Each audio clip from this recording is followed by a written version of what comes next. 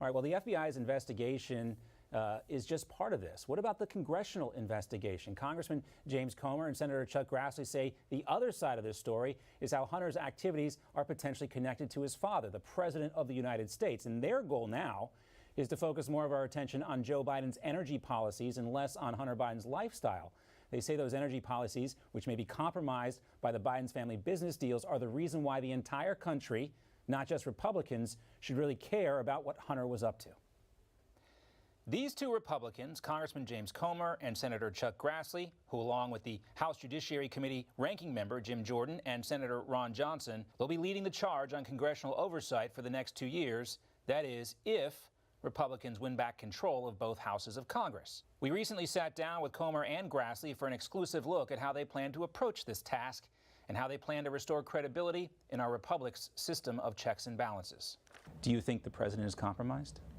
I think that he has a big responsibility to prove that he isn't compromised, because we put forth enough evidence of his son and his brother being involved in doing business with Chinese business people, energy people, people that are connected to the Chinese military, connected to the Communist Party, and getting big money from it, and the president being taken his son to China when he was vice president on the same plane. There's a lot of explaining to do, and whether compromise or not, it at least raises the question of possible compromise.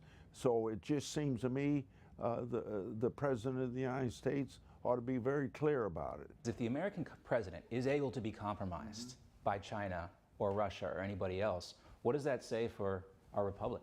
It's very dangerous. It's very dangerous. And you look at the energy policy, I think that's going to be one of the big issues in the midterm election. Grassley and Senator Johnson first went public with their concerns about Hunter's business deals in 2019, but the story didn't really take off thanks to a concerted effort by big tech and most of the legacy media, along with the FBI and dozens of retired intelligence community officials, including former CIA directors John Brennan and General Michael Hayden. Well, they tried to suppress the story. They all considered it Russian disinformation. Since then, former Twitter CEO Jack Dorsey has also copped to the fact that blackballing the New York Post reporting on the story was a mistake. We've also seen Meta CEO Mark Zuckerberg talk about it on Joe Rogan's podcast. Zuckerberg admitted FBI agents contacted Facebook directly to warn them about posts containing anything related to Hunter Biden before the 2020 election. Grassley and Comer say Hunter's bank records contain concrete evidence tying the current president of the United States and his energy policies directly to the Biden family business deals in question. The next step, they say, is to prove that those business deals are why President Biden seems to be making decisions about energy that benefit our adversaries, seemingly more so than the American public. Some of those records remain elusive. For the first time since anyone can remember, Congress has been unable to get all of them, thanks to an executive order signed by President Biden right after he took his oath of office. There, in those bank records, which have been flagged by multiple banks as suspicious, congressional investigators say lies the smoking gun. Prior to Joe Biden becoming president, any member of Congress had access to suspicious activity reports, whether it was under George W. Bush, under Obama, or Trump. Any member of Congress could request these. Joe Biden changed the rule. Now, why would he change the rule? He changed the rule on day one. Not many people caught that. Most people in Congress honestly didn't know what a suspicious activity report was. But then it came out, a few months later that Hunter Biden had 150 of these. For months, Comer has been in a public fight with Treasury Secretary Janet Yellen trying to gain access to those suspicious activity reports, specifically the ones that tie Hunter, James Biden, and potentially President Biden to multi-million-dollar energy deals and executive decisions made regarding Ukraine, Russia, and China. Clearly, there are two instances, if nothing else. I could argue there are more, but there are two times that Joe Biden's made decisions that prove that he was compromised or trying to protect Hunter Biden. The first was to change the rules to prohibit Congress from having access to suspicious activity reports. The second was when he was handing out the sanctions against the Russian oligarchs. Remember, that was something that he did. He put sanctions on Russia when they invaded Ukraine, which I supported. He put sanctions on the Russian oligarchs, many of whom made their money in crime, and that's a fact. But he left two oligarchs off. Those two oligarchs who didn't get sanctions just happened to be the two oligarchs who we know paid Hunter Biden for consulting. So the Bidens have been influence peddling in some of the worst places in the world for years. And we're trying to get answers that the American people want. I know the Republican base want, but yet we're being blocked at every turn. There are specific allegations about the energy deals that Hunter Biden has made with China and with Ukraine as well. Do you think that has affected the Biden administration's decisions when it comes to fossil fuels or energy production? Seems to me it surely has affected taking 5 million gallons out of the Pacific Petroleum Reserve and it going to China. Looks like there could be a connection there. Beyond that, I don't think. I think it'd be speculation on my part. I love my son, number one.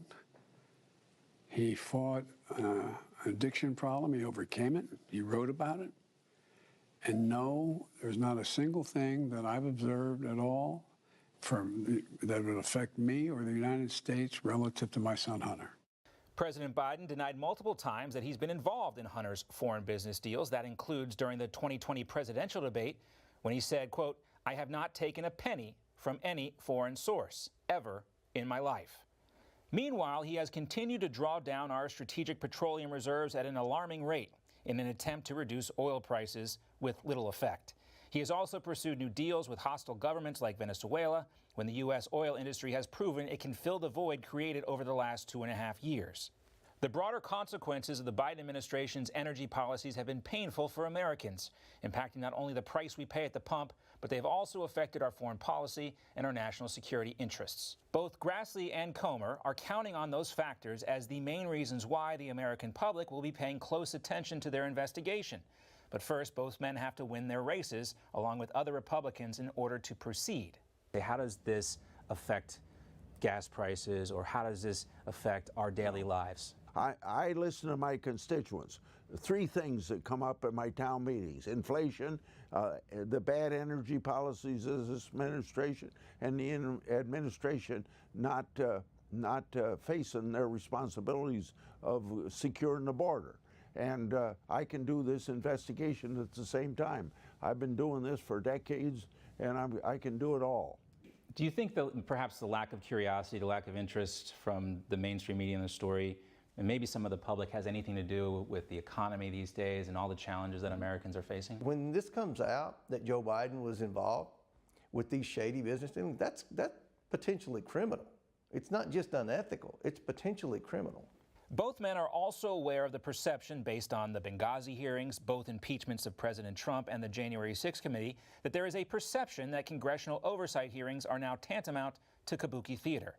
Comer blames House Intelligence Committee Chairman Adam Schiff for his role in pushing the debunked Russian collusion narrative, specifically when Schiff lied under oath while reading a phony transcript of President Trump's call with Ukrainian President Volodymyr Zelensky. And unlike Adam Schiff, my name's not going to be on anything unless there's 100% evidence there. The things that we brought out last week with respect to Joe Biden being a part of Hudson West with the keys, we had emails and texts to prove that. Now, we have testimony from whistleblowers, but I want 100% evidence, and that's going to be the difference between Republican oversight and Democrat oversight. We tried to get a response from Congressman Schiff about that. He could not make time for us while we were in Washington. He also declined our follow-up interview request. Meanwhile, Comer's Democratic counterpart, the current House Oversight Committee Chair Carolyn Maloney, dismissed the GOP's plans to investigate the Bidens in an interview with Time magazine. She says, quote, "Rather than join Democrats in making progress for the American people, Republicans are promoting a so-called investigative agenda that appears to be aimed at riling up their base and rehashing tired talking points from Donald Trump's failed 2020 campaign." No crooked establishment. None of that twisting the truth. No talking down to me. Don't tell me how to think. Don't tell me how to think. Don't tell me how to think. I trust Newsmax. They don't tell me how to think. They let me decide. Newsmax. Real news For real people.